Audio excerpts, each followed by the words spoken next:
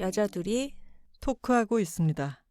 안녕하세요. 저는 김하나입니다. 안녕하세요. 저는 황선우입니다. 좋은 걸 좋다고 말하기 여둘톡 제8화 시작합니다. 어떻게 된 겁니까? 사과문을 쓰겠습니다.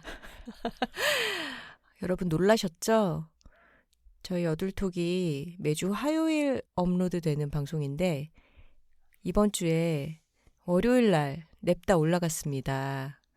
제가 게재 예약을 걸어놓으면서 날짜를 하루 헷갈렸어요. 원래는 화요일이 맞는 거죠, 그러니까. 그렇죠. 화요일 제대로 0시. 대답하세요. 화요일에 올리는 약속을 지키기 위해서 그 전에 편집을 마치면 이제 제가 0시로 예약을 걸어놓곤 하는데 이번에 저희가 일요일부터 부산에 가 있었어요. 그래서 그 전에 편집 일정도 좀 앞당겨서 진행을 하고 미리 예약 게재를 걸어 놓으면서 날짜 착오가 있었습니다. 근데 이게 또 나름대로 괜찮았던 게 여행 마지막 날 업로드도 그날 밤에 되고 댓글들이 막 올라오고 이러면 신경 쓰이잖아요. 네. 여행 내내 업로드를 해야 되는데라는 것도 신경이 쓰이고. 근데 와장창 어떻게 중간에 올라가 버리고 나니까 모르겠다 이러고 좀 편안하게 여행을 할 수 있었어요. 맞아요. 그냥 일을 빨리 맞춰놓고 홀가분한 기분으로 여행할 수 있었던 것 같고요. 그리고 너무 감사하게도 우리 톡토로 여러분들께서 하루 일찍 올리다니 이게 무슨 일입니까? 라고 화를 내는 게 아니라 신받다 느낌으로 좋아해 주셨어요. 에헤라 다들 즐거워해 주셔서 저희도 신이 났습니다. 네, 깜짝 선물 같다. 월요일 출근길이 심심하지 않았다. 이렇게 반응들을 보내주셔서 실수하고 좀 쫄아있던 입장에서는 큰 용기가 되었습니다. 항상 따뜻하게 들어주시는 우리 톡토로 분들 사랑합니다. 이게 회사였으면 또 심할서 쓰고 맞아요. 사과문 쓰고 했을 텐데 저희 둘이 하는 거니까 뭐 슥 넘어가죠 뭐. 그렇다고 월요일로 땡겨지는 건 아니죠? 아닙니다. 다음 주부터는 원래 업데이트 날짜를 잘 지켜서 올리도록 할게요. 저희가 화요일이라는 날짜를 설정할 때 여러 가지를 고려했었거든요. 무엇보다 다른 여성 팟캐스터 분들이 진행하는 프로그램들과 날짜를 겹치게 하지 않기 위해서 신경 써서 고른 요일이었기 때문에 앞으로는 규칙적으로 되도록 실수 없이 올리도록 하겠습니다. 하루 일찍 올라갔기 때문에 기다리는 게 좀 더 길구나, 새로 올라오는 게 더디구나 이렇게 느껴지실 수도 있지만 지난 호프마당 편 다시 한번 흥미진진하게 들으시면서 기다리시면 될 것 같습니다. 어떤 분들이 화요일에 저희가 올리면 바로 들을까 하다가 참고 주말에 들어야지 이렇게 생각하시는 분들 계신데 화요일에 올라오자마자 듣고 주말에 들으면 또 새롭게 또 재밌습니다. 맞아요. 그리고 정주행, 역주행 다양한 방식으로 들어주시면 되겠습니다. 몇 개 되지도 않아요. 저희 근데 그 여행의 정체는 뭐였나요? 어디 다녀왔습니까? 부산 갔다 왔다 아닙니까? 부산, 저희 고향을 다녀왔습니다. 저희 둘이서. 저희 둘뿐만이 아니라 말투가 안 돌아오네요. 선배님 두 분이 동행하셨습니다. 이번 부산 여행은 저희 둘과 선배 두 사람 이렇게 해서 4명이 다녀왔습니다. 이 선배들 이야기가 여행 스토리에 중간중간 등장할 예정이어서 편의상 이름의 한자씩을 따서 이분들을 수아진이라고 부르기로 했습니다. 자, 여기서 청취자님들이 두 갈래로 갈리죠. 그렇게 네이밍을 했구나 라고 하는 분들이 계시고 그리고 수아진 까르르르르 하시는 분들이 계실 텐데 이 후자님들 나는 동질감을 이쪽에 좀 더 느낀다. 네, 저희가 옛날 사람이잖아요. 수아진이라고 형제, 쌍둥이 형제였던가요? 쌍둥이였던 것 같아요. 굉장히 닮았거든요, 얼굴이. 80년대에 활동하던 남성 포크 듀오입니다. 사실 이분들이 추구하는 장르를 말하자면 포크 느낌은 아니고 한 분은 케이팝, 한 분은 정통 락 이렇게 될 것 같네요. 이분들이 실제로 추구하신다는 건 아닙니다. 다들 본업을 갖고 계시고. 네. 네, 아무튼 수아진으로 불러보도록 하겠습니다. 자, 그래서 여둘톡 8화 주제는요. 부산 여행 위드 수아진입니다. 톡톡으로 한번 갈기고 들어갈까요? 여, 둘, 톡톡톡톡톡. 많은 분들이 이거 녹음해서 삽입하는 것 같다. 정말 맥락상 뜬금없이 톡토로가 휙 지나가고 다시 차분해진다라고 말씀하시는데 저희 실제로 이렇게 합니다. 매번 새롭게 하고 있습니다. 네, 그렇습니다. 이거 음파 그래프를 봐도 되게 웃겨요. 조용조용히 말하고 있다가 갑자기 톡토로가 이렇게 그래프 상으로도 약간 광기 어린 그런 파형을 그리고 난 뒤 다시 한없이 차분해지더라고요. 이번 부산 여행은 왜 갔습니까? 저 오늘 왜 이렇게 취조하듯이 묻게 되죠? 수아진과 저까지 3명이 공교롭게도 5월에 다 생일이 있습니다. 한 일주일 차이로 3사람의 생일이 모여 있고요. 생일 파티 모임을 겸한 거죠?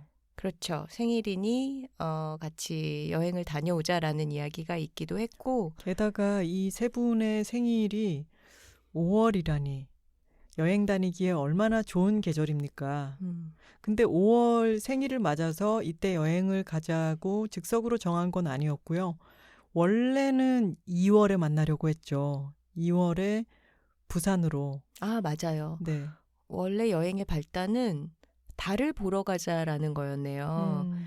우리 수아진 중에 진이 버킷리스트에 바다 위로 뜬 보름달을 보는 것.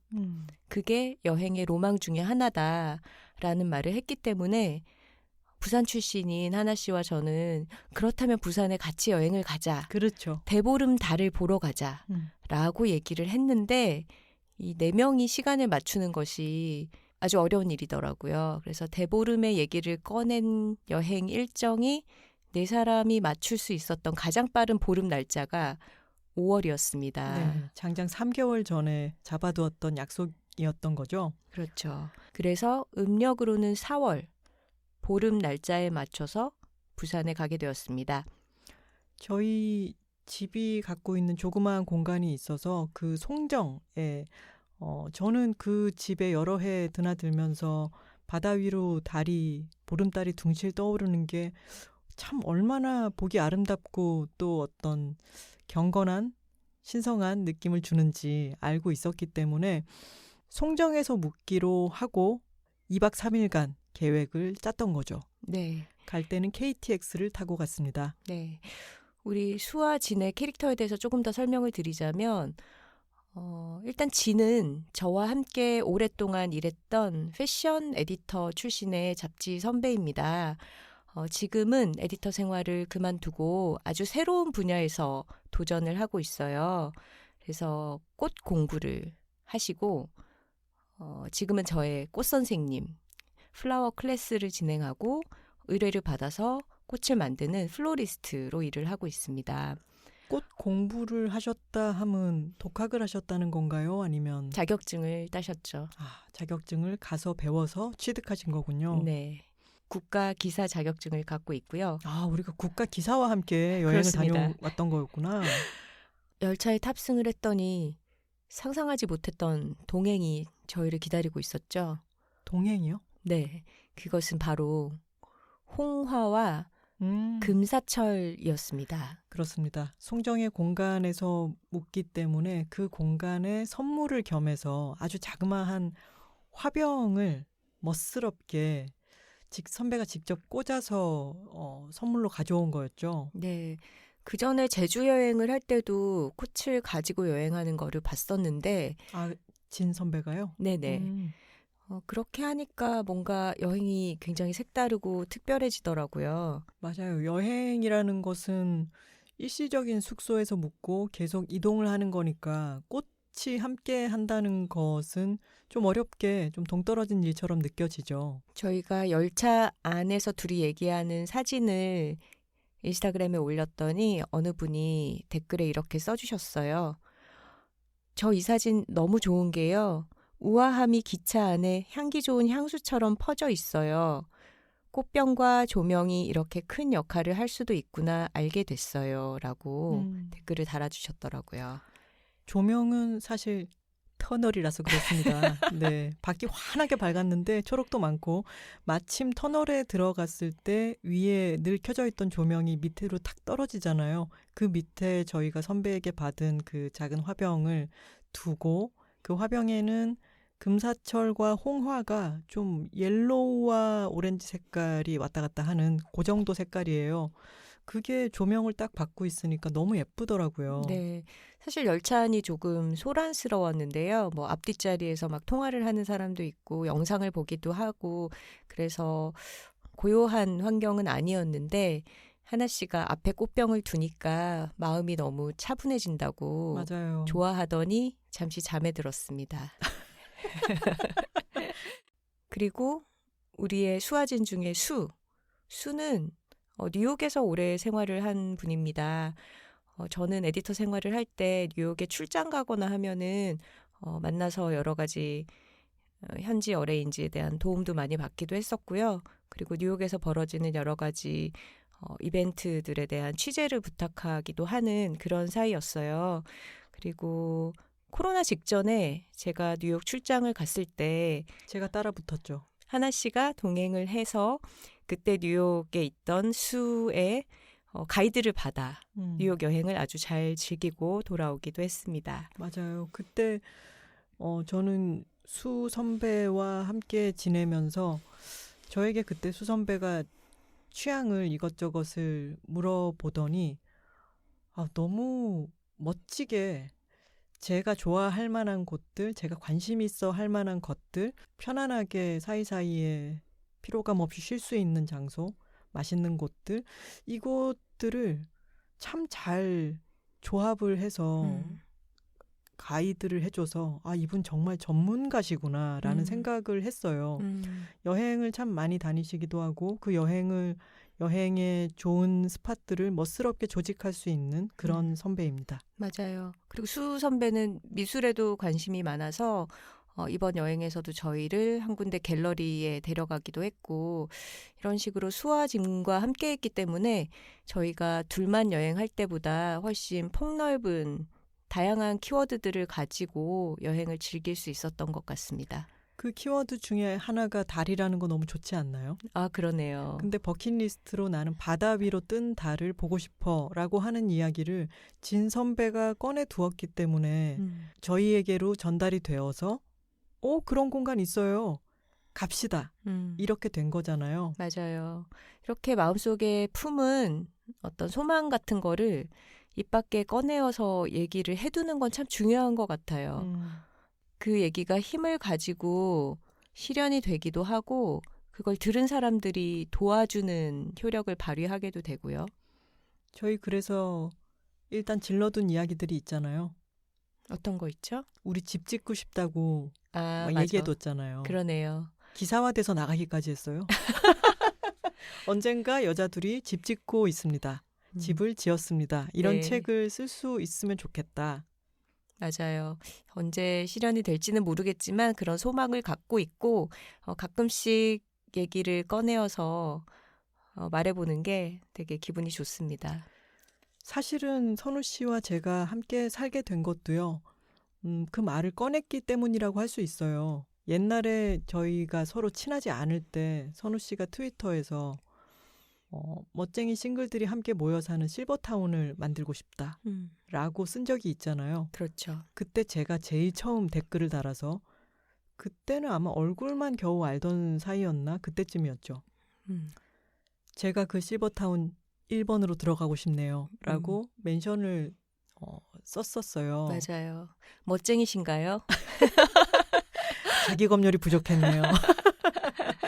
근데 그렇게 얘기를 나눠뒀기 때문에 저 사람도 지금 앞으로의 삶에 대해서 좀 다른 모색을 하고 있구나라는 거를 제가 알게 되고 그리고 저도 거기에 동의한다는 거를 선우 씨가 알게 됐잖아요. 맞아요. 여러분들도 하고 싶은 거가 있으시면 많이 소문을 내세요. 그렇게 부산에 도착을 하고 저희가 생각한 첫 코스는 어디였죠? 영도였습니다. 영도는 최근 파친코 때문에 더 핫해진 것 같아요. 맞아요. 그 주인공 선자의 고향으로 등장하는 곳이었죠. 저는 아직 파친코를 못 봤는데 기분이 이상할 것 같기는 한 게 저의 아빠의 고향이 영도 동삼동이거든요. 그래서 저는 어린 시절에 늘 이제 저는 해운대에서 살고 있었는데 명절이 되면 부산을 가로질러서 다리를 건너서 영도로 들어가는 게 저의 명절 코스였어요. 네.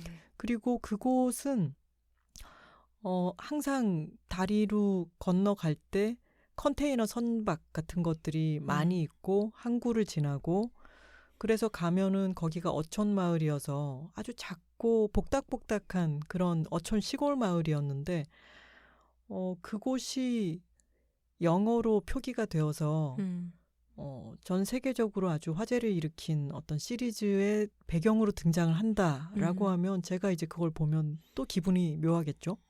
맞아요. 그렇게 최근에 조명을 받은 지역이기도 하고 영도가 지리적인 특징이 굉장히 고도가 높습니다.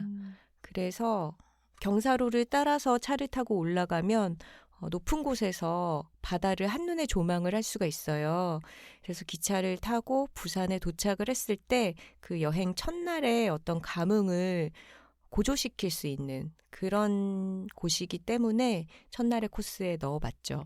저는 근데 태종대 차로 이제 못 들어가는 걸 모른 채 부산어랍시고 갑시다 하고 갔는데 오히려 진 선배가 알고 있었죠. 네.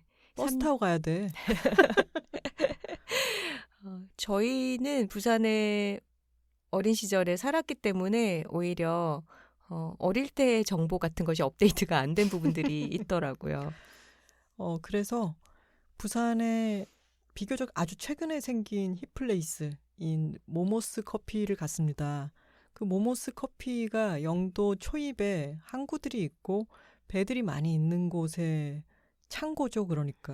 저는 느낌이 약간 성수동과 비슷하지 않나라는 생각이 들었어요. 네, 성수동에서도 아주 어떤 큰 공간의 규모를 훌쩍 뛰어넘는 맞아요. 그렇게 큰 창고를 개조한 곳에 모모스 영도점이 생겼고요. 그리고 성수동이나 뭐 다른 어떤 지역에서도 그런 느낌을 낼 수 없는 것이 여기에 아주 커다란 입구를 통해서 바로 항구에 정박된 배들이 보이는 거예요. 근데 큰 배들이 세상에 있다는 건 우리 알고 있죠, 머리로. 근데 그날 저희 앞에 그게 아직 다 만들어지지 않은 배 같았어요. 그죠? 아닌가요? 정비 중인 배 같기도 하고. 여튼 배가 서 있어서 그 앞을 지나가면서 그 배의 규모를 거대한 빌딩을 올려다보듯이 넷이서 한참 이렇게 올려다봤는데 그런 얘기를 절로 하게 되더라고요.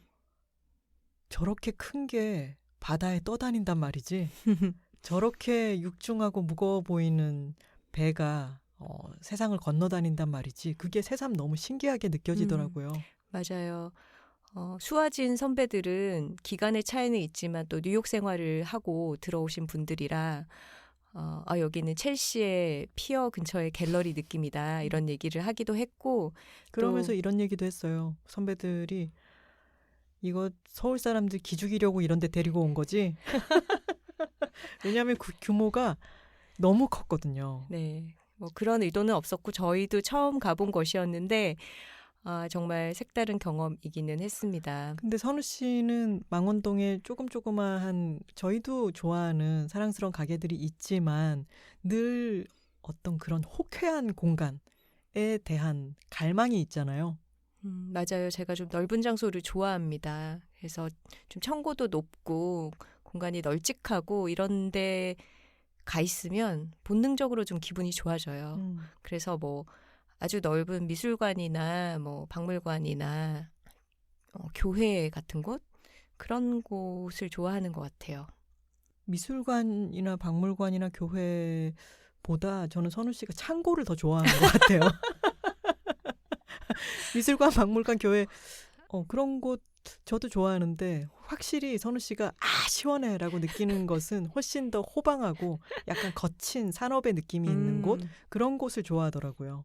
그런가 보네요. 네, 그래서 선우 씨 지금 중국어 배우는 것도 제가 막 응원했잖아요. 저 중국 보내려고요. 상해 좀 가봐 이렇게. 네, 넓은 곳을 더 탐험하고 오도록 하겠습니다. 그래서 영도 모모스는 아주 그런 호방한 넓은 공간에 또 활짝 열린 문을 통해서는 항만을 볼 수 있는 그런 배뷰의 특이한 장소였습니다. 그 옆에는 랩 그러니까 커피 연구실, 연구소 공간도 있고 그리고 특이했던 것은 저는 요즘 커피를 안 마시기 때문에 우롱차를 마셨는데 그 우롱차를 또 밀크티로 만들어서 함께 내줘요. 근데 그거 참 맛있습니다, 여러분. 시즈널 메뉴라서 이거 듣고 늦게 가시면 없을 수도 있겠지만 저는 참 맛있게 즐겼다는 말씀드립니다. 네, 모모스 커피가 참 맛있죠. 저는 서울에서도 주문해서 일부러 그곳의 원두를 먹기도 합니다. 모모스 커피는 말하자면 부산의 지역 토착 브랜드라고 할 수 있을 것 같은데 온천장에 본점이 있죠. 제가 거기 가서 전주현 바리스타를 인터뷰를 한 적이 있어요. 왜 웃으시는 거죠? 인터뷰를 했다고요. 박상영 작가님 듣고 계신지 모르겠습니다. 그 게임의 덫을 이번 화에도 넘어갈 수가 없었네요. 전주현 바리스타 맞다. 멋있으면 다 언니에서 인터뷰했었죠. 네, 그럼요. 2019년 월드 바리스타 챔피언. 세계 1위에 빛나는 우리의 자랑 전주현 바리스타를 거기서 만났었는데 온천장 모모스 본점도 교육과 연구 공간의 비중이 아주 크더라고요. 그 공간이 영도에도 마련이 되어 있었습니다. 온천장 모모스든 영도 모모스든 가시기 전에 황선우 작가가 인터뷰한 전주현 바리스타의 인터뷰를 한번 읽고 가시면은 그 커피를 즐기는데 좀 더 즐거움이 더할 거라고 생각합니다. 그 모모스 커피의 그런 항구의 느낌 그런 게 좀 더 뭐랄까요? 무역과 상업과 그리고 어떤 공업과 이런 느낌이 복합적으로 있잖아요. 그렇죠. 근데 그 영도의 반대편으로 가면 아주 좀 따뜻한 느낌의 산책을 할 수 있는 작은 사랑스러운 길이 있습니다. 흰여울길이라는 이름의 길이 있습니다. 여행자들에게는 산책로이지만 사실은 주민들이 살고 있는 주거 공간이기도 하죠. 네, 아주 좁은 길이고요. 바다의 면에 있고 아까 선우 씨가 얘기했던 것처럼 바다로 내려가고 바다에서 다시 올라오려면 경사가 상당히 있는 통영을 가보신 분들이라면 이를테면 동피랑이라든가 그런 모습을 생각하시면 될 텐데요. 사실 말씀드리기가 조금 조심스러운 것은 동피랑도 마찬가지지만 거주민들이 원래 그곳에 살고 있었고 삶의 공간이기도 한데 너무 많은 관광객이 몰리면서 그 집을 막 두들긴다거나 과한 관의 주도로 뭔가를 조성한다거나 해서 그 원래 갖고 있던 모습의 정취가 순식간에 사라지는 것을 목도할 때가 있잖아요. 전국의 곳곳에서 그런 현상들이 벌어지는데 흰여울길의 경우도 지금은 상업시설들이 곳곳에 많이 생겨 있죠. 네. 그렇지만 여전히 많은 주민들이 살아가고 있는 생활 공간이기도 해서 여행하시는 분들은 좀 각별한 주의가 필요하지 않을까 싶기도 해요. 저희도 몇 년 만에 가봤더니 관광객이 상당히 많이 늘어서 여기 작은 골목이 감당할 수 있는 인원을 넘어서는 것은 아닌가 이런 걱정도 조금 되더라고요. 네, 흰여울길을 걸으실 때는 너무 소음을 일으키지 않고 다른 분들의 주거 공간에 대해서는 존중하셔야 할 것 같습니다. 흰여울길은 아주 깎아지르듯이 경사가 가파른 그런 언덕 위에 위치한 길이에요. 그래서 아주 작은 집들이 계단식으로 배치가 되어 있고 바다에 면한 골목을 따라 걸으면서 아주 높이에서 바다를 내려다보면서 조망할 수 있는 그런 골목길입니다. 그리고 제가 큰댁이 영도여서 잘 알지만 바닷가 바로 앞에 있는 집들의 페인트색은 좀 이렇게 많이 발해 있는 경우가 많잖아요. 해풍 때문에 페인트가 빨리 삭기도 하고 그 색이 많이 잘 발해요. 그래서 밝은 색깔의 페인트, 밝은 색깔의 벽을 하고 있는 집들이 많고, 그래서 막 산토리니 이런 이야기들을 하게 되는 건데요. 푸른색 바다 위로 있는 밝은 색깔의 집들, 그 모습이 그 길을 걷고 있으면은 참 눈이 시원하고 저 멀리로는 섬들이 이렇게 흩어져 있고 또 모모스가 있는 곳에서는 배를 밑에서 위로 올려다보는 그런 앵글이라면은 흰여울길에서는 저 멀리 툭툭 놓여 있는 배들을 멀리서 바라보는 그 느낌도 정말 시원하고 예쁘고 좋습니다. 맞아요. 흰여울길이 유명해지게 된 데 큰 역할을 한 작은 서점이 하나 있죠. 네, 손목서가입니다. 네. 흰여울길은 영도에 아까 모모스 커피가 있던 쪽은 동북쪽이라고 할 수 있고 흰여울길은 서쪽을 향해 있어요. 그래서 해가 질 때 그 노을이 정말 장관인데 손목서가에서 자그마한 창을 통해서 바다 위로 지는 노을을 보면서 음료를 마시고 책을 몇 줄 읽을 수 있으면 정말 그 경험이 아주 값지죠. 오래가죠. 여행을 할 때 그 지역의 작은 서점에 들러서 책을 구입을 하는 게 그 여행의 추억을 쌓는 또 좋은 방법이기도 한 것 같아요. 그래서 저도 친구들이랑 가면 제 것도 구입을 하고 친구들에게 권해주고 싶은 책을 사주기도 합니다. 책이 정말 좋은 기념품입니다, 여러분. 어떤 책을 사서 사실 그 책을 채 다 읽지 못할 수도 있고 그렇지만 책장에 그 책이 꽂혀 있는 걸 보게 되잖아요. 그러면 나 저거 어디에 있는 서점에서 샀지, 어디 누구랑 여행 갔다 샀지, 그게 기억이 다 난답니다. 맞아요. 흰여울길을 걷고 거기서 카페 한 군데를 들러서 좀 땀을 식힌 다음에 저희는 차를 타고 오늘의 숙소가 기다리는 송정으로 이동을 했습니다. 아까 말씀드렸듯 이 세 분은 다 에디터 출신이세요. 네, 세 분의 저도 들어가는 거죠? 그렇죠. 그 에디터 출신이니 얼마나 관심사도 많고 그것에 가서 보고 싶은 마음도 많겠습니까? 그래서 저는 이번 여행의 역할은 운전기사였습니다. 부산에서 비교적 지리, 방향 같은 것을 알고 있으니까 동선을 대략적으로 짤 수 있고, 그리고 제가 또 운전을 좀 잘합니다. 그래서 운전을 하면서 영도를 빠져나오는데요. 거기 길 이름들이 있잖아요. 근데 그 남항, 그러니까 남쪽에 있는 항구라는 뜻이겠죠. 남항, 고유명사겠지만 남항 새싹길이라고 하는 길도 있었고요. 또 한쪽으로는 작은 시장길, 이런 이름도 있었는데 그런 표지판들을 보면서 여기 참 흰여울길이라고 하는 이름도 참 예쁘잖아요. 맞아요. 그래서 운전하면서 그 표지판을 보면서도 참 여기는 신경을 많이 썼구나 생각을 했습니다. 지난 화에도 우리가 잔다리로의 유래를 얘기하기도 했잖아요. 맞아요. 도로명 주소들을 잘 들여다보면 그런 정겨운 이름들을 만나게 되는 것 같네요. 그래서 저희는 송정 숙소에 묵으면서 이틀 동안 달을 봤습니다. 달이 구름 사이로 들어갔다가 나왔다가 너무 환하게 밝았다가 때로는 또 너무 붉은색이었다가 했는데 종합해서 말하자면은 달을 실컷 구경했다는 뜻이죠. 네, 우리 수화진 중에 지인의 버킷리스트에 있던 바다 위에 뜬 달 구경을 실컷 했고요. 그리고 보통은 길을 걷다가 달을 발견하거나 건물 사이, 산 위 이런 곳에서 우리가 보름달을 마주할 때 그 달이 비추는 빛에만 집중을 하게 되는데요.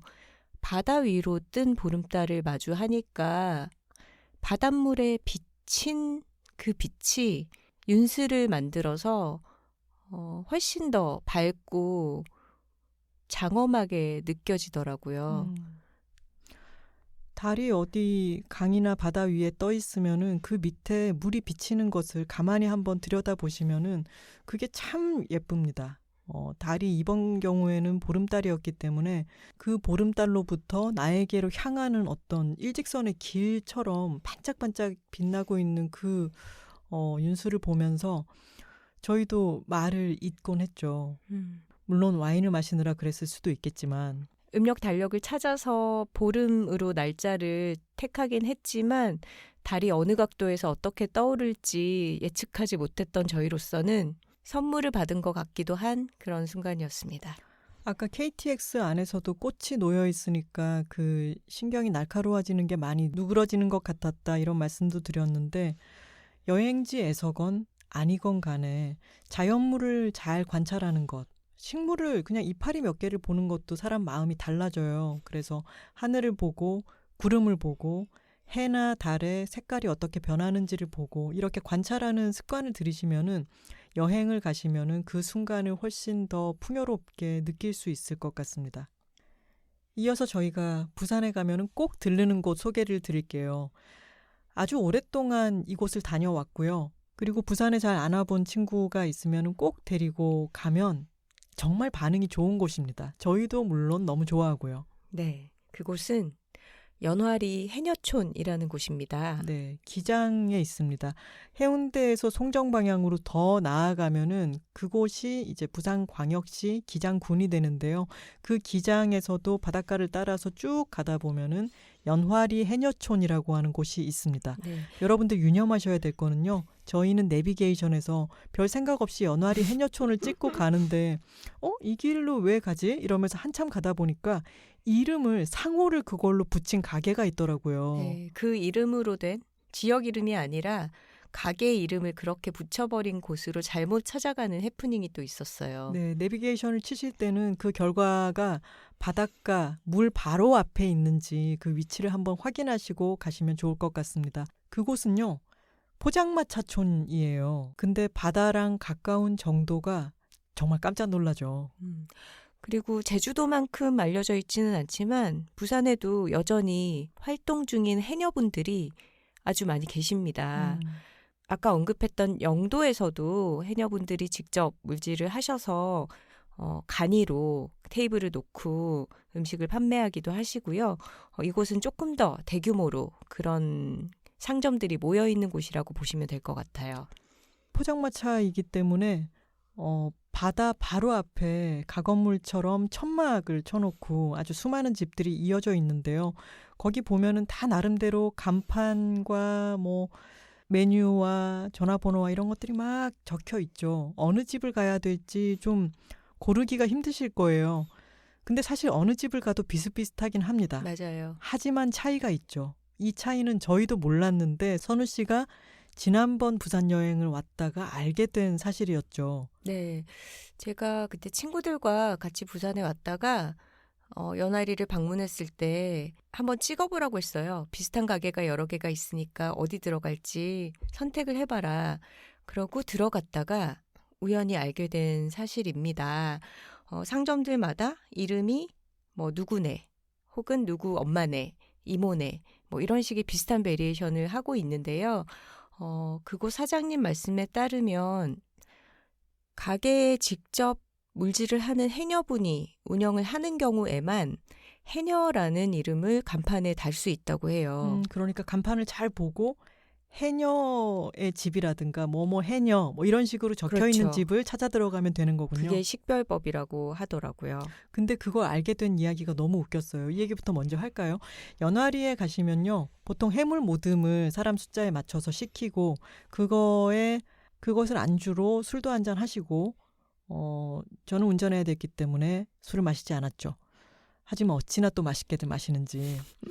여튼 그 해물을 다 드셔 가실 때쯤 전복죽을 주문을 하시면요. 정말 깜짝 놀라게 진한 전복 내장이 많이 들어가서 거의 초록색을 띠는 그 진한 전복죽은 어디 다른 곳과 비교하기가 힘든 그런 고소함을 갖고 있죠. 맞아요. 전복이 정말 신선할 때만 그 내장을 쓸 수 있기 때문에 그런 색깔이 나오는 거거든요. 서울에서 먹으면 그렇게 진한 초록색이 나올 수가 없죠. 저희는 이번에 원래 가던 데가 아니라 선우 씨가 지난번에 발견했다는 해녀집 순이와 오기, 김씨 할매 라고 적혀 있는 집으로 들어갔습니다. 그 간판에도 어딘가 해녀라고 적혀 있었겠죠? 네, 우연히 들어갔던 이곳에서 또 범상치 않은 해녀분을 만난 뒤로 저는 여기를 단골집으로 삼기로 하고 이곳을 계속해서 오고 있었던 것입니다. 저와 친구들이 그때 조금 이른 시간에 방문을 했었어요. 그래서 다른 손님이 아무도 없었는데 제 친구들은 누가 봐도 좀 서울에서 온 그런 어리바리한 티를 내면서 셋이 앉아 있었어요. 서울말을 쓰면서 이거 중짜면 될까? 셋이 먹는데 소짜를 먹어도 되나?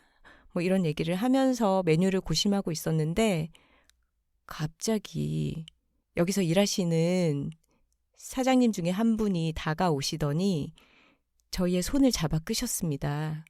그러면서 냅다 엄마 다리 한 만져봐라. 그러니까 손을 잡아 끌어다가 자기 다리에 대면서 제 친구의 손을 붙잡아서 본인의 허벅지에 갖다 대면서 그리고 자기 자신을 호칭을 엄마라고 했네요. 엄마라고 하신 거죠. 저희가 망원동 너랑 나랑 호프에 가면 모두가 애기가 되잖아요. 애기야라고 부르시잖아요. 여기서는 본인을 냅다 엄마라고 칭하면서 엄마 다리 한 만져봐라. 왜 그러셨을까요? 그것은 생각을 해보십시오. 청취자 여러분. 식당에 음식을 먹으러 갔는데 갑자기 사장님이 다가오시더니 자기 허벅지로 손을 막 갖다 대면서 엄마 다리 한 만져봐라 라고 했을 때 그 당황스러움. 이분의 요지는 뭐였냐면 본인이 직접 물질을 하는 이 집의 해녀다. 이 해산물들은 모두 내가 공급해오는 아주 싱싱한 최상의 재료다. 그리고 나는 계속 물질을 하고 있기 때문에 이렇게나 허벅지가 단단하다. 선우 씨도 그 허벅지 만져봤어요? 네. 저는 제 친구가 부끄러워서 손을 빼는 동안 저요 이러면서 제가 만져보겠습니다 하면서 허벅지를 만졌는데 정말 단단하시더라고요. 그러니까 그 사장님의 허벅지는 일하는 여성으로서 자신의 어떤 자신감의 증표, 성실함의 증표 같은 것이었던 것입니다. 그분이 아마도 김씨 할매가 아닐까라고 저희는 추정을 하고 있는데요. 맞아요. 네, 김씨 할매 해녀님 70대십니다. 엄마 나이가 70이다. 그런데 군살이 하나도 없제. 이러면서 그분의 이제 군살까지는 만져서 체크하진 않았으나 놀라웠던 게 정말 너무 자세가 꼿꼿하고 바르시더라고요. 구부정한 대라고는 하나도 없이 당당한 체격에 자세가 바른 그런 분이셨습니다. 그래서 저희는 그 사장님이 시키는 대로 주문을 하고 음식을 기다렸죠. 이번에도 갔을 때 김씨 할머니를 이제 선우 씨한테 얘기를 들었기 때문에 그분을 뵙고 혹시 우리 손을 끌고 가서 본인 다리를 만지게 하면 다리를 만져봐야지라는 마음을 품고 있었던 저희는 약간 실망하고 말았죠. 왜냐하면 처음에는 김씨 할머니가 안 계셨기 때문입니다. 맞아요. 그래서 가게를 잘못 들어왔나? 그만두셨나? 옮기셨나? 이런 걱정을 하면서 주문을 하고 음식을 먹고 있었죠. 그랬더니 중간에 나타나셨습니다. 근데 그날 아침에 물질을 하고 출근을 하신 것 같았어요. 그래서 그날 바람이 굉장히 심했잖아요. 맞아요. 약간은 기온이 갑자기 많이 내려간 때였죠. 맞아요. 조금 지쳐 있으시더라고요. 그래서 냅다 다리를 만지라는 그런 포효는 듣지 못했지만 대신에 약간 차분한 무드로 엄마 머리 한번 만져봐라. 머리가 젖어 있잖아. 오늘 물에 들어갔다 왔어. 지금 들어갔다 나온 거야. 머리도 덜 말랐어. 라고 하셨습니다. 이번에 연아리를 방문했을 때는 성게철이 시작된 것 같았어요. 그래서 가게 입구에서 성게는 또 손질하는 데 손이 많이 가잖아요. 우리 순이와 오기 듀오께서 성게를 손질하고 계시더라고요. 그래서 우리가 추가로 성게를 주문하고 싶다라고 했더니 김씨 할매께서 2만 원어치는 시켜야 먹을 게 있다라고 하셨습니다. 그러면서 뭐라고 하셨죠? 나중에 그 손질된 성게를 한 접시 가지고 오시면서 20만 원어치 영양부이 들었어.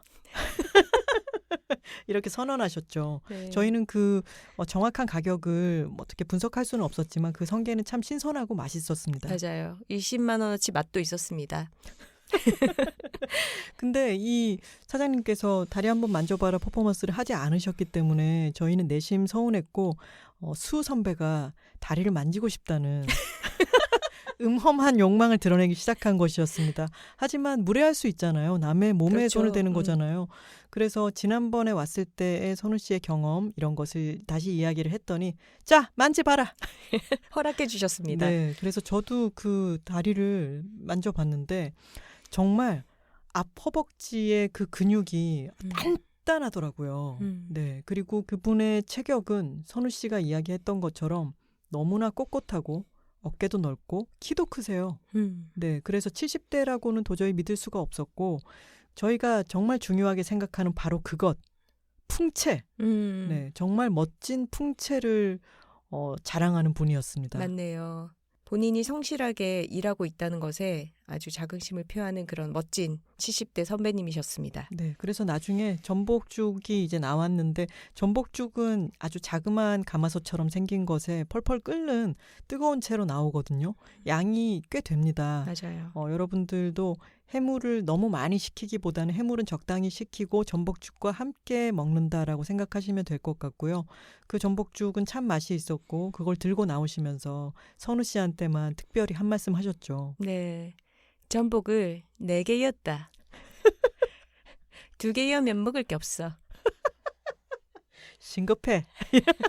그러시면서 전복을 4마리였다고 강조를 하시면서 진한 전복죽을 내어주셨죠. 네. 저희는 지난번 호프마당 사장님의 60대 아주 즐겁게 건강하게 살아가고 계신 모습을 보며 참 즐거웠는데 이어서 이번에는 70대 김씨 할매님의 사실 김씨 할매가 정확하지 않을 수도 있잖아요. 김씨 할매 추정님의 정말 그 듬직하고 쾌활한 모습을 보면서 또 참 좋은 에너지를 얻었습니다. 선배들은 또 지역에 제철 음식을 먹으러 찾아다니는 것을 좋아해서 뭐 예를 들면은 고흥의 유자 이런 것을 가장 맛있다는 철에 찾아가고 하더라고요. 근데 마침 저희가 부산에 갔을 때가 기장의 멸치철이었습니다. 길에 이제 운전을 하고 가는데 길 양쪽으로 기장 멸치 축제라고 하는 배너가 흩날리고 있었고 저희가 갔을 때는 축제 기간은 아니었어요. 그 직전이기는 했지만 그래도 여기까지 왔으니까 멸치를 좀 보고 싶다 해서 근처의 시장으로 가보기로 했습니다. 그 바로 옆이 대변항입니다. 이 대변이라고 하는 지명 때문에 참 손해를 많이 보는 곳인데 사실은 뜻이 좋죠. 큰 해변이라고 하는 뜻이에요. 근데 공교롭게도 어떤 동음이의어 때문에 그곳에 뭐 학교라든가 그곳에 여러 지명을 활용한 상호 같은 때 오해를 많이 받기도 하는데요.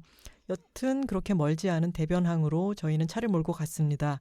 갔더니 정말 이제 곧 내일 모레면 멸치 축제 아주 큰 행사죠. 26회를 맞았더라고요. 굉장히 분주하게 준비를 하고 계셨어요. 네, 그래서 그런 천막 같은 것들도 연이어 설치를 하고 있었고 흥성흥성한 분위기가 이제 막 조성이 되고 있었습니다. 맞아요. 그리고 실제로 멸치가 이제 제철이어서 경매장이라 그러나요? 그 공판장들마다 엄청나게 멸치를 담아서 박스를 쌓아놓고 판매하고 있더라고요. 그리고 우리가 보통은 건조된 멸치를 보잖아요. 그런데 말리는 공정에 들어가기 전의 멸치들은 정말 통통하고 살이 올라 있더라고요. 맞아요.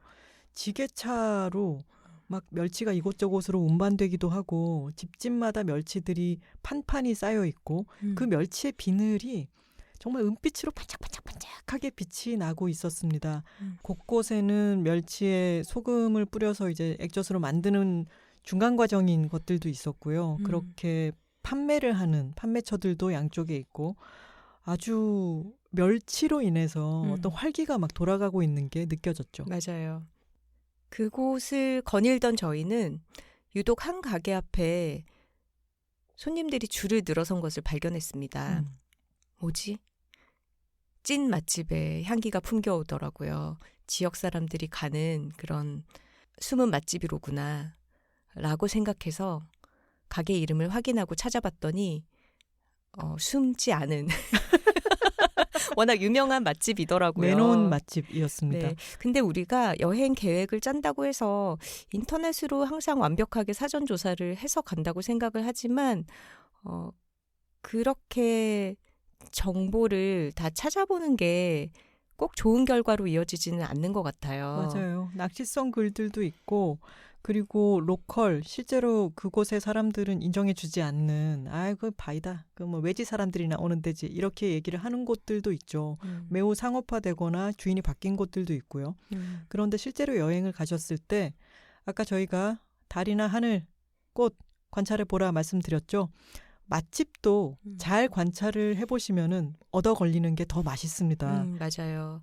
그리고 저희는 다행히 여행지에서 즉석에서 계획을 바꾸는 것에 누구도 스트레스를 받지 않는 그런 성향의 여행자들이었기 때문에 그 범상치 않은 포스를 풍기는 그 집에서 멸치를 먹어보기로 한 것이죠. 네, 그곳의 이름은 용암 할매 횟집이었고요. 오늘 유독 할매들을 많이 소개하게 되네요. 저희 할매들 좋아한다 아닙니까? 그리고 나오는 사람들의 그 포만감과 이 흡족함이 가득한 그 만면에 띈 미소 이런 걸 보면서 저 집은 확실하다라는 생각이 들었고 그것을 뒷받침해줄 8개의 블루 리본 스티커. 멋있었어요. 네, 한쪽 이제 창문 중앙에서부터 한쪽으로 붙여 나가다가 자리가 없어서 반대편으로 붙여 나가기 맞아요. 시작한 바로 그 블루 리본 스티커를 보면서 우리는 이곳에 다시 와야겠다. 어제 보통 그러잖아요. 한 구역을 갔으면 다음 날에는 다른 구역을 가고 싶어 하게 마련인데 모두가 이곳에서 내일 아침을 먹는다라고 결정을 내리고 그 다음 날 갔죠. 네. 멸치찌개와 멸치구이를 시켰습니다. 근데 멸치찌개라고 하면은 좀 비릴 것으로 예상이 되잖아요. 그 이름부터가 얼마나 그렇습니까? 근데 이 찌개는 일단 얼갈이가 아주 많이 들어가 있습니다. 이것부터 예상을 뒤집죠. 네. 우거지를 넣는다라고 하면은 보통은 조금 뭐랄까 수분이 적은 그런 말랐던 우거지를 불려서 끓인다고 생각하실 텐데 아주 살짝 마른 그런 얼갈이 잎들을 충분하게 많이 넣어서 그 씹는 맛이 아주 좋았어요. 식감이. 그리고 국물을 빨갛게 고춧가루로만 간을 하는 게 아니라 된장이 들어가더라고요. 맞아요. 그래서 같이 이렇게 된장에 콩들이 막 씹히는데 이게 먹다가 뭐 다른 반찬이랑 밥을 먹다가 다시 찌개로 돌아가면 그래 이렇게 구수했지. 매번 놀라게 되는 거예요. 이게 멸치가 너무 신선하니까 찌개 자체가 프레쉬한 맛이 나요. 여러분도 꽁치 김치찌개 이런 거 생각해 보시면은 어떤 맛인지 약간 상상되는 게 있을 텐데 그 맛과 달라요. 훨씬 멸치의 신선함이 살아있고 그리고 된장이 어떤 구수함을 잡아주고요. 아까 선희 씨가 얘기했던 그 얼갈이 우거지의 아삭아삭함. 그래서 전체적으로 구수하면서도 왜 이렇게 신선한 느낌이 들지? 아주 신기한 멸치찌개 맛이었습니다. 네, 그리고 멸치도 제철이라 기름기가 통통하게 올라 있잖아요. 그러니까 그 살 자체도 먹을 게 많고 그 살에서 배어나오는 어떤 기름기가 국물을 굉장히 부드럽고 풍미가 좋게 만들어주는 거죠. 그리고 부산 지역의 밑반찬의 특징이 해초를 많이 씁니다. 다른 곳들보다는 뭐 잘 먹지 않는 미역 무침이라든가 꼬시래기라고 하는 그 오독오독 씹히는 그런 해초들을 가지고 밑반찬을 많이 만드는데 그 반찬으로 밥을 한참 먹다가 국물을 한 숟갈 또 떠서 먹으면 그 고소함과 약간 짭짤함 사이에 무한 루프. 밥을 한 그릇을 뚝딱 비우게 되는 거죠. 그리고 네 분 정도 가셨다면은 또 멸치구이 한 접시 시켜주셔야죠. 10,000원 하면 나오는데요. 멸치가 양미리구이라든가 시샤모 구이처럼요. 이렇게 그냥 불 위에다가 멸치를 그냥 구워서 나오는 건데요. 간장에 찍어가지고 뭐 가시 바르고 이럴 필요 없이 한 입 베어 물어보시면은 고소함이 입안을 가득 채웁니다. 지금 회상하면서 계속 입안에 침이 고여서 말하기가 되게 곤란해지고 있어요. 이거 호프마당 또 가야겠는데요. 만족스러운 식사를 마친 저희는 가게 앞길을 걸으면서 건어물 판매하는 상점에서 김하나 작가의 또 최애 간식을 사가지고 돌아왔습니다. 그게 뭐죠? 그것은 말린 미역 귀입니다. 이 부산 사람들도 요즘 사람들은 안 먹을래나? 저는 어렸을 때 저희 아빠도 이걸 좋아하셨고 잘 먹었어요. 미역귀, 물미역에도 물미역 귀를 참 좋아했고요. 씹어 먹으면 오독오독하고 조금 씹다 보면 입안에 좀 이상한 느낌이 들어요. 많이 먹지는 못하는데 이것을 다 따로 말려다가 그러면 아주 종이장처럼 얇아지는데 그걸 똑똑 분질러서 먹으면 또 그 식감이 입안에서 살아나면서 아주 재밌고 맛있거든요. 10,000원어치를 샀는데 정말 비닐봉지 한가득 주시는 거예요. 네. 그래서 서울로 돌아올 때까지 숙소에 놓인 그 비닐봉투를 볼 때마다 뭐가 저렇게 크지? 하면은 미역귀였습니다. 미역귀가 사실 다른 곳에 여행 갔을 때 사보면 너무 짜기도 하고 또 생각보다 꽤 비싸서 망설이기도 했는데 여기 기장이 또 미역이 임금님께 진상하던 최상품이잖아요. 맞아요. 여러분들 마트나 뭐 백화점, 시장 이런 데 가셨을 때 미역 얼마 더 안 드릴 수 있지만 정말 최상품을 누릴 수 있는 기회입니다. 기장미역이 보이면 사십시오. 그 기장미역을 파는 곳에 미역귀를 막 퍼서 주는 곳이었으니 간도 딱 좋고 맛있더라고요. 근데 선배들한테 선우 씨가 나눠주라 그랬잖아요. 근데 약간 하드코어한 느낌이 있어가지고 나 좀 부끄럽더라고요. 조금 먹어보더니 우린 됐어라고 쿨하게 선을 긋던데. 너무 이 방송 듣자마자 미역귀를 또 사 먹어봐야겠구나 하고 막 주문하시고 이러지는 않으셨으면 좋겠습니다. 어디 여행 가셨을 때, 뭐 기장에 가셨을 때 미역귀를 한번 보이면 시식을 해보시는 것도 좋겠다 말씀드립니다. 그래서 사실 생각보다 너무 이제 비린내 총량이 많아졌던 저희들은 왜냐하면 하루 갈 걸 이틀 가고 또 실컷 멸치를 먹기도 했으니까요. 그래서 이 정겨움과 구수함을 자본의 향기로 잠깐 씻어줘야겠다 해서 바로 그 근처에 있는 힐튼 그리고 아난티코브 이쪽을 잠깐 산책하기도 하고 거기서 커피를 마시고 잠시 쇼핑을 하는 등 리프레쉬의 시간을 가지기도 했습니다. 이어서 달맞이길에 갔습니다. 영도가 그렇듯이 달맞이국에도 그 높이에서 만들어지는 어떤 조망이 아주 근사한 곳이죠. 부산 가보신 분들은 좀 그 높낮이에 놀라실 것 같아요. 서울이 조금 더 평면적으로 느껴진다면 부산은 산이 되게 많기 때문에 그 고도 차이에서 만들어지는 어떤 지형이 아주 다채로운데요. 달맞이길 역시 해운대 바다에서 멀지 않은데 꽤 높이 올라간 언덕에서 되게 멋진 뷰를 즐길 수 있는 곳이에요. 그래서 여기서 갤러리도 한 군데 들르고 또 카페도 가서 마침 날씨가 아주 좋아서 멀리까지 펼쳐진 광안대교와 오륙도의 풍경까지 보면서 아주 즐거운 시간을 보냈습니다. 그 길이 참 좋지 않습니까? 그렇죠. 그 길 초입에 이 고개가 시작되는 오르막의 초입에 저희 집이 있었습니다. 하나씨 어릴 때 살던 데잖아요. 네, 거기서 살았기 때문에 해운대 바닷가도 가까워서 집에서 수영복 입고 나갈 수가 있었는데 그런 천혜의 환경, 좋은 입지, 그곳에 5층짜리 아파트에 저희 집은 1층이었지만 창밖으로 바다가 보일 정도였죠.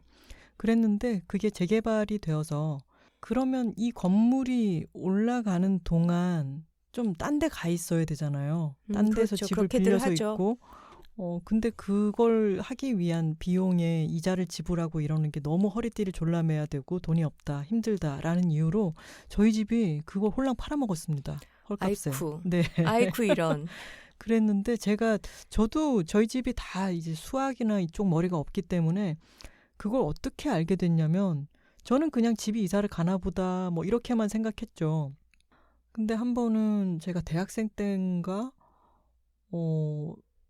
이미 다른 곳으로 이제 이사를 가고 나서 차를 타고 달맞이길을 가게 됐어요. 네. 엄마 아빠가 앞에 계시고 엄마가 운전대를 잡고 아빠는 조수석에 있고 오빠랑 제가 뒷자리에 앉아 있었는데 아빠와 엄마가 그런 대화를 나누더라고요. 저희 예전에 살던 그 아파트가 이제 좀 더 높은 아파트로 올라간 그 곳 옆을 지나면서 여기의 위치가 진짜 좋은데 그랬더니 그렇지 여기가 진짜 좋지. 근데 이거를 우리가 난리 묻다 아이가. 맞다. 난리 묻지.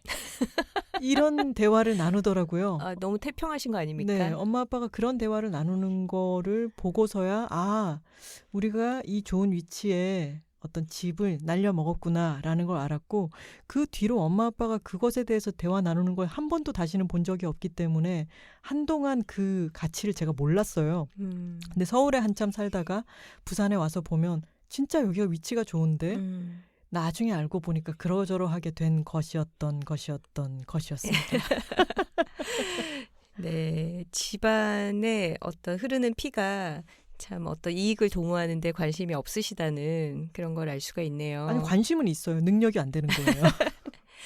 아니, 그런데 뭐 좀 웃기는 에피소드로 얘기를 하고 지금 지나가고는 있지만 오랜만에 부산에 가보면 진짜 좋은 풍광을 헤쳐버리는 맞아요. 그런 고층 건물이 여기에 생겨서는 분명 안 되는 자리에 불쑥 솟아있는 광경들을 우리가 너무 많이 보게 되죠. 네. 네, 그런 것에 대해서는 상당히 안타까운 마음이 듭니다. 그 너도 나도 초고층을 짓고 있기 때문에 부산의 시야가 가끔씩 서울에서 가는 사람들로는 매번 도시가 빽빽하게 가로막히는 느낌이 드는데 이런 초고층 유행 같은 게 저희는 그렇게 좋아하지는 않아요. 도시가 너무 과밀해지고 있다는 생각이 조금은 듭니다. 다음으로 이번 여행에서 또 좋았던 곳이 F1963이라는 장소입니다. 여기는 원래 고려 제강 공장이 있던 터죠. 그 공장을 이전하면서 부지에 문화공간을 집어넣은 그런 장소인데요. 그 F가 팩토리라고 하죠. 네. 그리고 1963이 그 수영 공장을 만든 해였던가요? 맞아요. 그리고 2008년까지인가 운영이 되다가 지금은 다른 지역으로 공장은 이전을 했다고 합니다. 여기에는 예스24 중고 서점도 들어가 있고 작은 도서관도 있고요. 그리고 테라로사 카페라든가 복순도가 레스토랑 같은 시설들이 들어가 있습니다. 갤러리도 새로 들어가 있던데요? 네, 국제갤러리 부산점도 여기 들어가 있고요. 이곳에서 가장 인상적이었던 곳은 뒤뜰이었어요. 여기에 화수목이라는 화원이 하나 자리를 하고 있고 그리고 온실 공간을 주변으로 해서 정원이 꾸며져 있는데 그 정원의 퀄리티가 아주 놀라웠습니다. 저희는 아주 여러 해 전에 그 정원을 2번을 갔는데 처음 갔을 때는 여기가 참 좋구나. 그리고 잘 못 보던 수목들을 지금 키우고 있구나. 여기를 조성할 건가 보다라고 하는 밑그림을 보고 그리고 맨 처음에 갔을 때 그 느낌이 너무 좋았어요. 그랬는데 2번째 갔을 때는 그 느낌이 싹 사라지고 여기 화원을 없앴나 보구나 라는 생각이 들었고 그것이 그 첫 번째 좋았던 기억이 사라진 게 참 안타까웠거든요. 근데 3번째 이번에 갔을 때는 그것이 준비 기간을 거쳐서 정말 근사하게 이제는 조성이 됐구나를 발견할 수 있어서 저희는 너무 기분이 좋았습니다. 네, 식물을 키워내는 데는 시간이 걸리니까요. 그 준비 기간이었던 것 같아요. 그리고 우리 수아진과 함께 가다 보니까 또 유독 식물에 눈이 많이 가더라고요. 그래서 거의 세 걸음 걷고 사진을 한 장 찍는 식으로 그렇게 꽃과 나무들의 사진을 찍어가며 계속 구글로 이 꽃이 뭔지를 찾아가며 맞아요. 이 꽃은 뭘까, 이 나무는 뭘까 서로 물어보고 모르는 건 또 검색도 하고 그런 식으로 정원을 즐겼습니다. 이 정원의 멋진 점은 누구나 들어가서 볼 수 있는 그런 개방된 공공 공간이라는 점이었어요.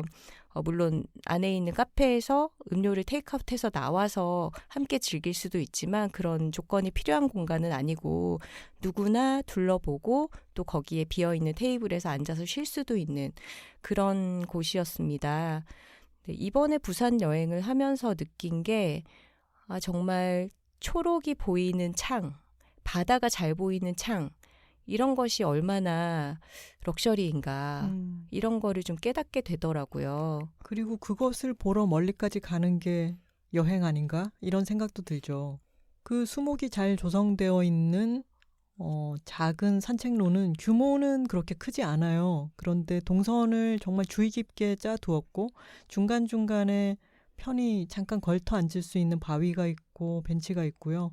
따라서 걷다 보면은 시즌별로 꽃이 핀 것을 잘 볼 수 있게 해둔 것 같아요. 그래서 정말 다양하고 하나하나가 너무너무 예쁜 꽃들을 많이 볼 수 있었고 그리고 아주 특이하게 생긴 이파리들 그런 수목들을 보면서 계속 놀라워하면서 걸을 수가 있습니다. 좀 계단을 올라갔다가 물 떨어지는 소리도 듣고 다시 걸어 내려올 수 있기도 하고 향기롭기도 하고요. 그곳의 이름은 마침 달빛 정원이었습니다. 저희가 이번에 달을 보러 간 여행이었는데 이 정원의 이름도 달빛 정원이더라고요. 맞아요. 이 두 달이 우리에게 굉장히 깊은 인상을 남겼습니다. 음. 근데 우리가 갔을 때는 평일이었잖아요. 평일 낮이었잖아요. 그래서 아주 한적했는데 사람이 아주 많을 때는 또 이런 고즈넉함을 즐기기에는 힘들 수 있겠죠. 정원의 이름은 왜 달빛 정원일까요? 글쎄요. 그것까지는 제가 조사해보지는 않았지만 지금 얘기를 듣다 보니까 달이 휘영청 떴을 때는 그 정원을 걸으면 달이 어떻게 보일까라는 궁금한 생각은 드네요. 그리고 저도 갑자기 든 생각은 말하자면 어떤 건물의 정면에 만들어 놓은 그런 정원이 아니라 후원이잖아요, 뒤뜰. 네. 그래서 햇빛보다는 달빛의 느낌으로 건물 뒤에 조금 숨어서 쉴 수 있는 그런 공간의 느낌과 햇볕보다는 달빛이라는 이름이 더 어울리지 않나 이런 생각도 드네요. 맞아요. 확실히 그곳은 햇빛 정원은 아니에요. 호쾌하고 막 전면에 확 드러나 있는 곳이라기보다는 약간 비밀의 숲 같아서 더 좋은 느낌이 있었습니다. 저는 또 여기 예스24가 각별한 게 예스24에서 만든 도서 팟캐스트 책이라웃을 제가 1년 진행했을 때 그 1주년 행사를 이곳에서 했습니다.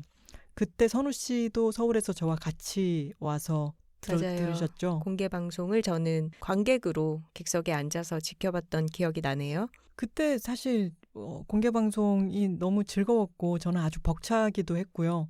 아마 지금 청취자 여러분들 중에도 그 자리에 계셨던 분들도 계실 것 같은데 그 공개 방송을 마치고 스태프들은 그날 서울로 돌아가야 했기 때문에 부산역 근처에서 뒤풀이 회식을 했습니다. 그리고 나서 저는 선우 씨와 함께 부산에서 며칠 더 머물다 갈 생각이었기 때문에 선우 씨는 혼자 저녁을 먹었어야 됐던 거죠. 좀 걱정이 되고 미안한 마음도 있어서 선우 씨에게 전화를 했습니다. 부산역에서요. 그랬더니 뭐라고?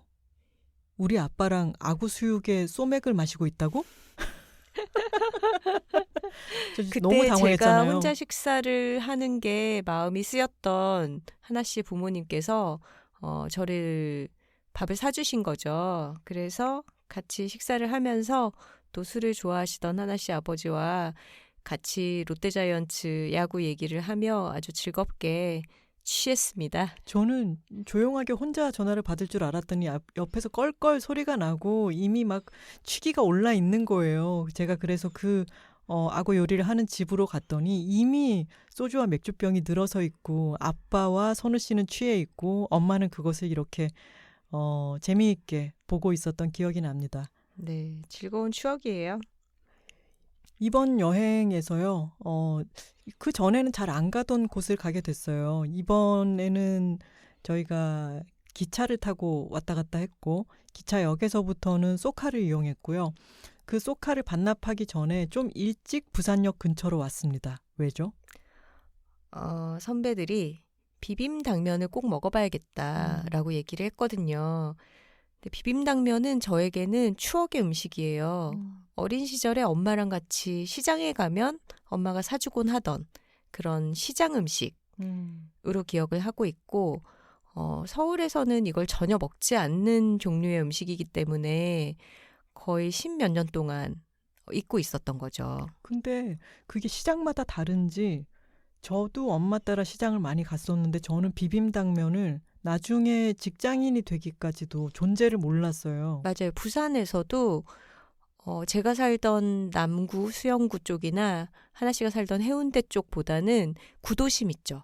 국제시장 뭐 이런 해운대도 쪽에서 촌이었습니다. 당시에 상당히 촌이었어요. 네, 남포동 인근에 그런 구도심 시장에서 주로 판매를 했던 걸로 기억을 해요. 그래서 저는 또 오랜만에 한번 먹어보고 싶다라고 해서 같이 부산역 근처에 있는 초량시장에 갔습니다.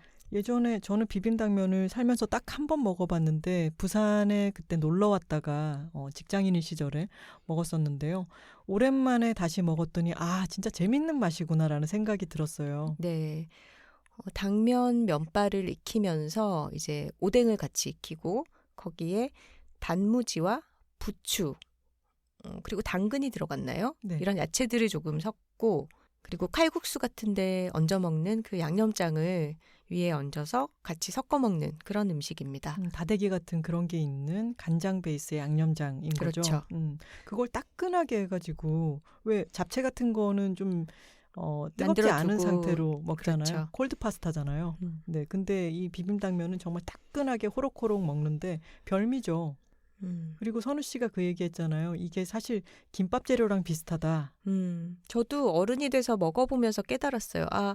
이 속재료가 김밥용의 재료와 비슷해서 김밥을 말아 팔던 곳에서 비슷한 재료를 활용해서 만들어서 판매하던 음식이 아닐까라는 추측을 해보게 됐습니다. 비빔당면은 시장 한가운데 쭉 늘어서 있는 리어카 같은 데서 간이로 파는 것이었는데요.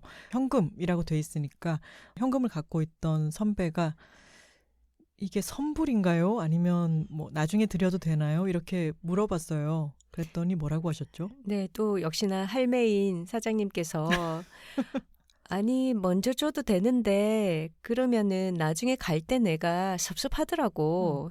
먹고 난 뒤에 쓱 일어나서 갚으면 내가 마음이 좀 섭섭하더라고.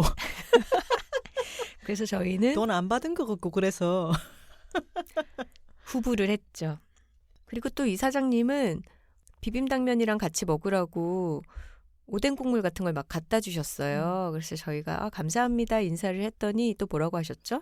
그 오뎅 국물을 옆에 곁들여서 마셔도 좋지만 요래요래 부어가 먹으면 맛있습니다. 그러면서 직접 조금씩 부어주셨죠. 네. 그래서 저희가 감사합니다라고 했더니 고맙기는 돈 받고 다 파는 긴데 이렇게 말씀을 하셨죠.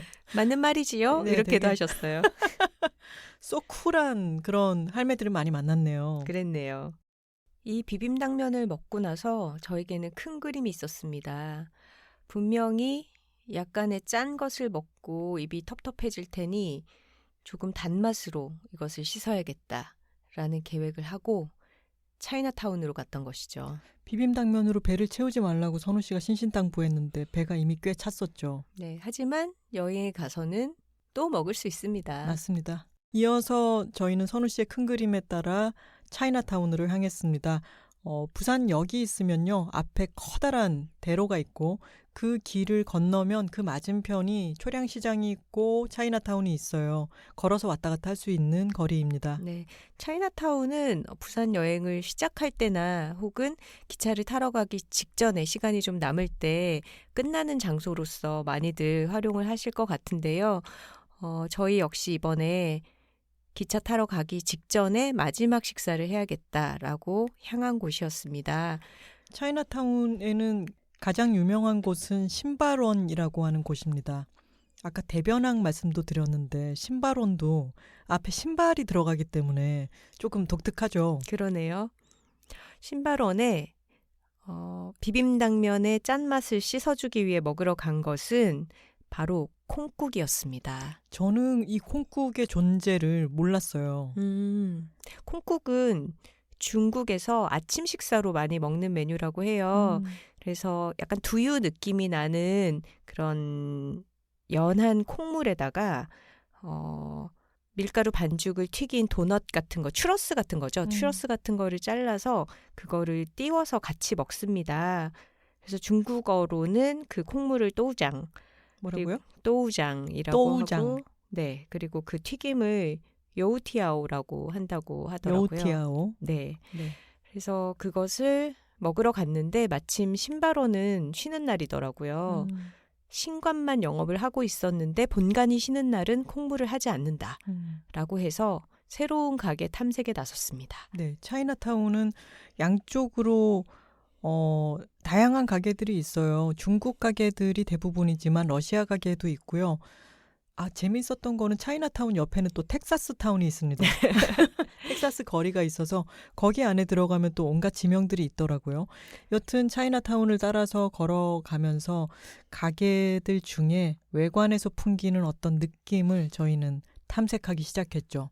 그러다가 만두 콩국이라고 하는 서체가 아주 독특하고 재미있게 쓰인 작은 가게를 발견했습니다. 그곳은 삼생원이라고 하는 곳이었는데요. 네, 여기 들어가서 콩국을 주문했더니 마침 딱 2인분이 남아있다며 저희에게 판매를 하셨죠. 그리고 들어가기 전에 저희는 또 여기도 블루 리본이 있군 확인하고 들어갔습니다. 맞아요. 그리고 콩국만 먹기에는 또 약간의 아쉬움이 있기 때문에 만두를 한 접시 시켜서 같이 먹었습니다. 저는 그래서 평생 처음으로 콩국을 먹은 거였는데요. 선우 씨는 예전에 먹은 콩국이랑 비교해서는 어땠어요? 큰 차이를 모르겠더라고요. 그 카테고리 자체가 사실은 독특한 음식이지 그 안에서 맛이 얼마나 다르다라고 말할 만큼 제가 여러 번 먹어보지는 않아서 그냥 맛있게 먹었습니다. 네, 저도 맛있게 먹었습니다.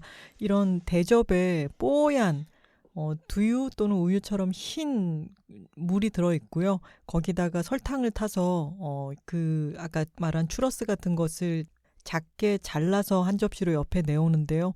그걸 적셔서 먹는 거예요. 근데 참 H마트에서 잣죽이 자신에게 얼마나 담백하고 위안을 주었는가 이런 표현이 있잖아요. 이 콩국도 비주얼도 그렇지만 참 부드럽고 맛있고 따뜻하고 포근하게 이 속을 달래주는 듯한 느낌이 있었어요. 잘 잤니? 이렇게 몸을 깨워주는 것 같은. 저는 콩으로 만든 모든 것을 다 좋아하는데 하나 씨는 그렇진 않잖아요. 네. 그런데도 이 콩국을 아주 맛있게 먹어서 신기하다고 생각했어요. 맞아요. 정말 맛있었어요. 삼생원을 기억하시기 바랍니다. 오늘은 여둘 픽이 따로 없나요? 진짜 저희 아무 생각 없이 왔네요. 어제 저희가 사실은 여행에서 돌아와서 오늘 바로 녹음을 하러 왔어요. 근데 여둘픽에 대해서 생각을 못했는데 지금 그러면은 여둘픽을 따로 꼽는 것은 방금 또 저희가 마이크를 꺼놓은 채 설왕설래가 잠깐 있었는데요. 오늘의 여둘픽은 저희가 부산 여행에서 소개한 곳들이라고 할 수 있을 것 같네요. 네, 한번 읊어볼까요? 네.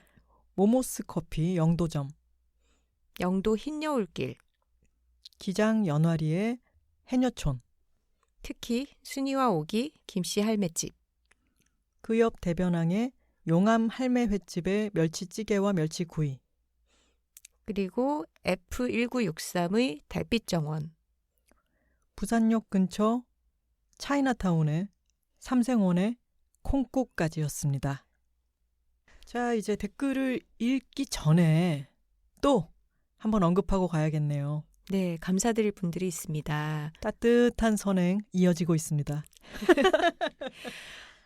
여둘픽으로 소개했던 12윤 브랜드에서 아주 커다란 선물을 보내주셨어요. 네. 이지워시 선크림과 함께 브랜드의 다양한 제품들을 보내주셨는데요.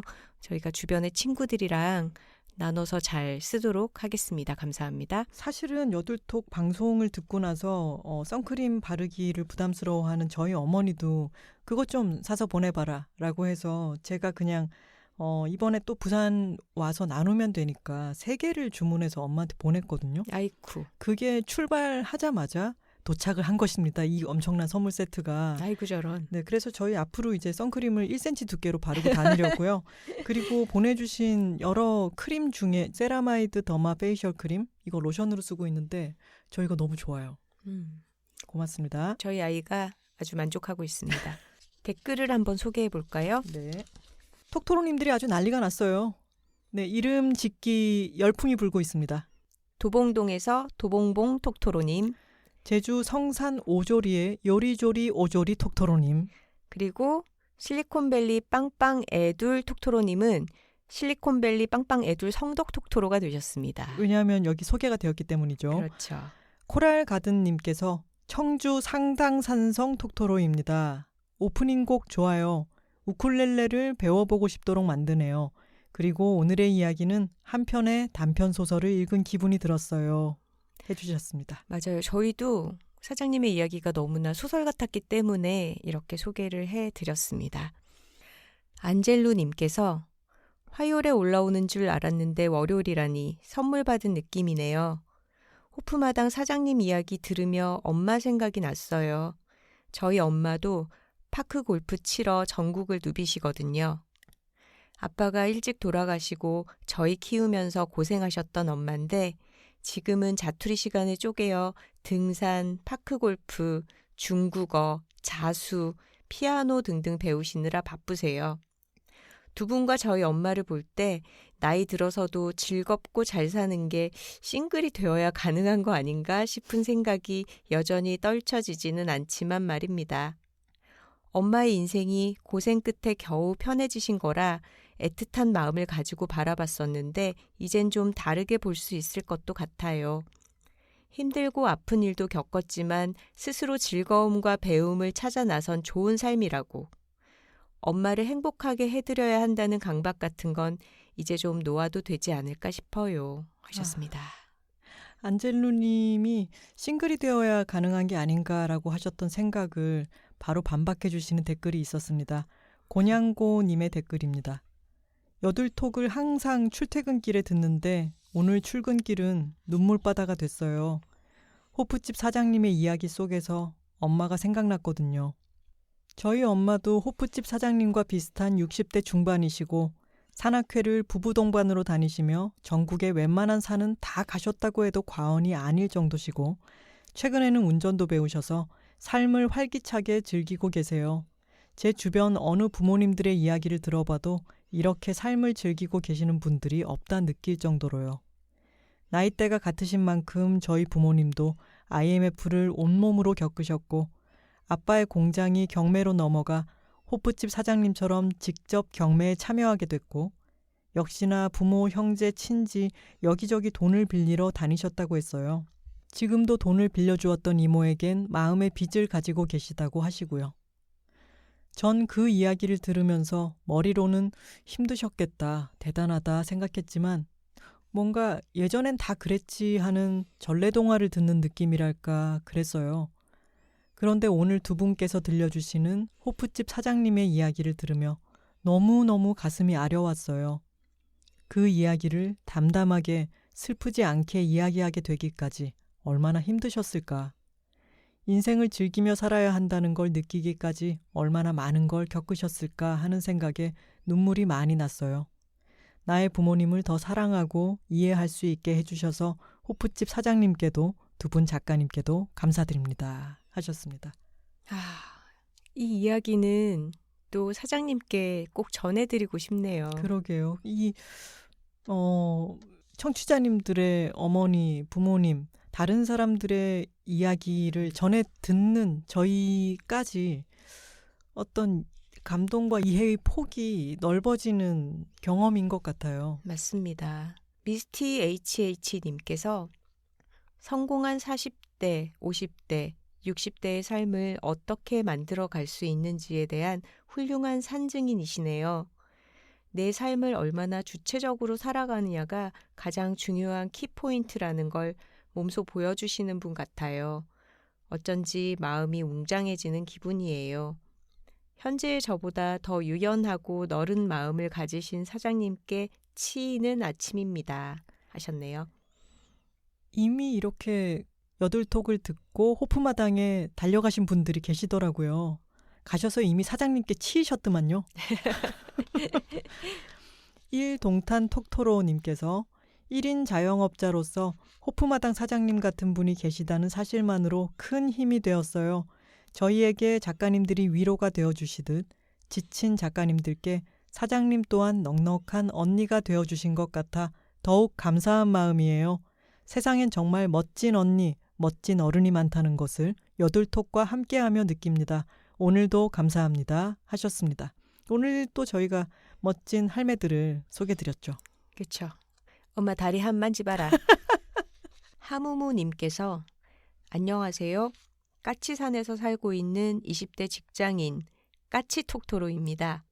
왜 이렇게 잘 붙죠? 까치톡토로? 그러니까요. 여둘톡을 듣고 모닝페이지에 도전하게 되었어요. 아침에 일어나서 핸드폰을 만지작거리면서 30분가량의 시간을 보내곤 했는데 요즘은 그 시간을 모닝페이지로 채우고 있습니다. 눈 뜨자마자 핸드폰을 켜면 온갖 가십거리로 아침을 맞게 됩니다. 그렇게 되면 하루가 소용돌이에 빠져 어영부영 지나가는 느낌이었는데 요즘은 보다 차분한 마음으로 하루를 채워가고 있습니다.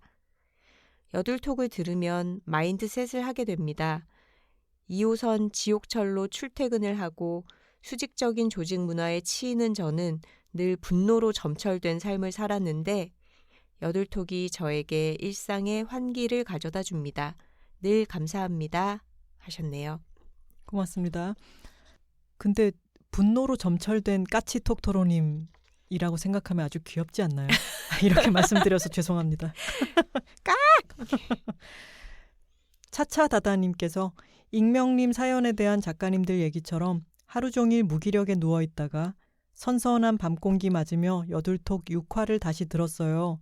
방송 말미에 톡토로 뒤에는 저희 둘이 있습니다. 라고 선우 작가님이 말씀하시는데 눈물이 조금 날 뻔했어요. 사랑해요 김하나. 사랑해요 황선우. 물론 이렇게 느끼하게 말씀하시진 않았겠지만 감사합니다. 고맙습니다. 톡토로 여러분들 뒤에는 저희 둘이 있습니다. 그리고 저희들 뒤에는 또 톡토로님들이 계신 것 같죠? 아 그럼요.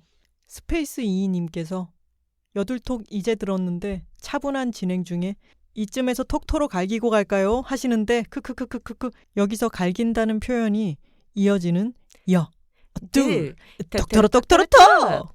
의 텐션에 정말 찰떡이라 너무 좋음. 크크크크 외치다가 아니라 갈기다여야만 하는 텐션이라고 말씀해 주셨습니다. 정확한 포인트죠. 인스타그램에 밑강 작가님께서 댓글을 남겨주셨어요. 호프마당으로 저희를 인도해 주셨던 바로 그분이죠. 찐 원조 단골님이시죠. 오전에 7화 듣고 오후 4시 땡 호프마당 열자마자 생맥주 한잔하고 다시 작업실 들어왔습니다. 크크크.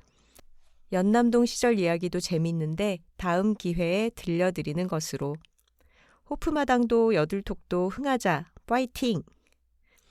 호프마당 사장님 멋지시다고 생각만 했지 그분의 인생 이야기를 들어볼 생각은 못했는데 두 분 정말 우연히 시작되었다 하더라도 대단한 리스너이자 인터뷰어라는 감탄사가 마구마구 터져나오고 너무 좋았습니다. 앞으로도 우리 주변의 멋진 여성들 이야기 많이 들려주세요. 하트 하트.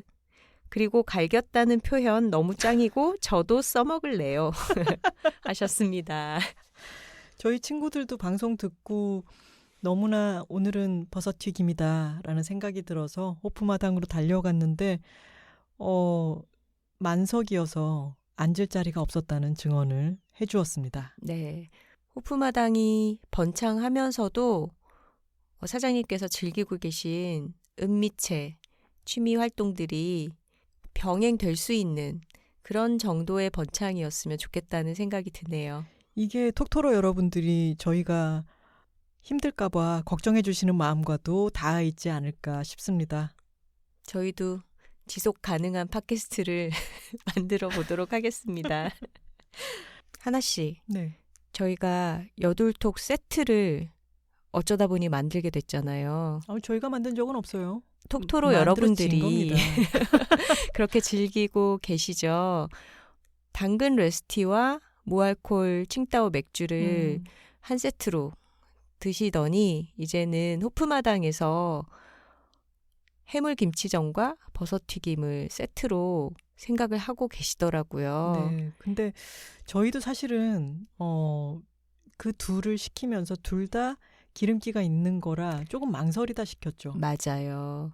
그래서 약간의 베리에이션을 좀 줘보셔도 괜찮지 않을까 하는 마음이 들고요. 호프마당은 사실 거의 모든 안주들이 맛이 있는데 오징어 볶음 추천드립니다. 여기에 들기름으로 밑간을 한 소면이 같이 나오는데 또 끝없이 맥주를 부르는 맛이고요. 버섯 튀김과 오징어 볶음이라든가 오징어 볶음과 김치전이라든가 이런 식으로 응용해서 드셔보셔도 좋지 않을까 싶습니다. 오징어 볶음과 김치전은 아닌 것 같은데. 아, 그래요? 둘 다 맵잖아요. 그럼 제안해보세요. 여튼 다양한 조합으로 드셔보시면 좋겠고요. 치킨도 거기는 맛있고 돈가스도 맛있고요. 다 맛있는 곳입니다. 오늘 여둘톡 8화는 저희의 부산 여행 보고서로 만들어 보았습니다. 여둘픽은 곳곳에 섞여 있습니다. 그럼 저희는 9화에 다른 주제로 돌아오겠습니다. 톡토로 여러분들 즐겁게 지내고 계세요. 화요일입니다. 화요일입니다. 감사합니다. 고맙습니다.